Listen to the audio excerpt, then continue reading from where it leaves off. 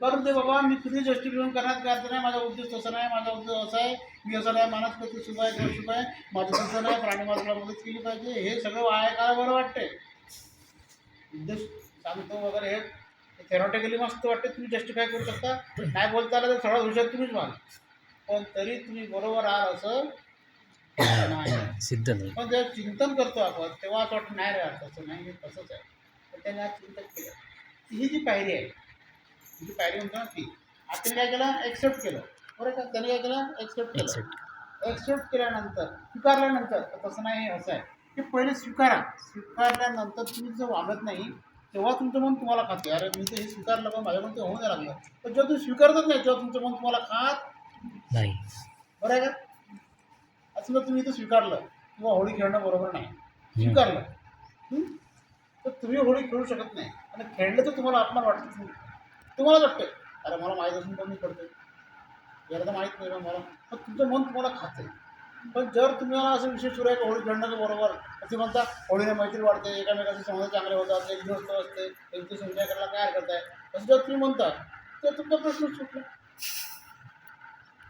पण जर तुम्ही असं म्हणता की नाही केलं पाहिजे, तर तुम्ही नाही केलं पाहिजे असं म्हणून देखील जर तुम्ही करता, हां बरोबर आहे,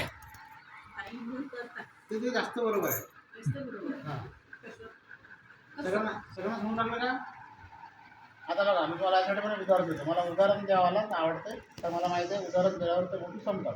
आणि म्हणून मी आज जरा उदाहरण थोडंसं वाढवलं याचं. पण तुम्हाला विचारलं होतं मी 10 मिनिटं जास्त लागतील म्हणून. विचारलं होतं का नाही.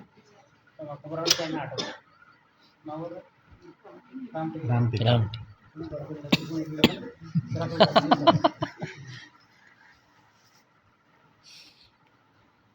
तर तुम्ही काय म्हणाले ते बरोबर आहे का चुकावरून जास्त बरोबर आहे असं म्हणलं तुम्हाला. तुम्ही म्हणता कशावरून असं धाडच पाहिजे विचारायचं, जे असंच प्रश्न विचारायचं. आपण आपल्याला माहीत आहे असं तुम्ही सांगितलं की आपण होळी खेळणं चुकीचं आहे, तरी पण आपण खेळत आहे, मग ती कशावरून असं विचार. हो बरोबर आहे, तो खूपच चांगला आहे. आणि माहीत नसून खेळणं आणि माहीत असून खेळणं, आता आलं लक्षात काय. माहीत असून खेळणं, ज्याला माहीत नाही ते खेळतात एक मुद्दा, आणि माहीत नाही ते खेळतात एकच झालं का. माहीत नाही ते खेळतात आणि माहीत आहे ते खेळतात. आता बरोबर 2 झाले. आता 2 झाले ना. हां तर तुम्हाला काय म्हणायचं, तर माहीत असून देखील खेळणं म्हणजे बरोबर नाही. म्हणजे कोणतं जास्त वाईट आहे. माहीत असून खेळणं. हां तर मग मी तुम्हाला म्हणलो होतं की हे नाही, हे चांगलं आहे. माहीत असून खेळणं चांगलं आहे. माहीत नसून खेळणाऱ्यापेक्षा माहीत असून खेळणं चांगलं आहे. त्याच्यावर प्रश्न केला की ती कसं.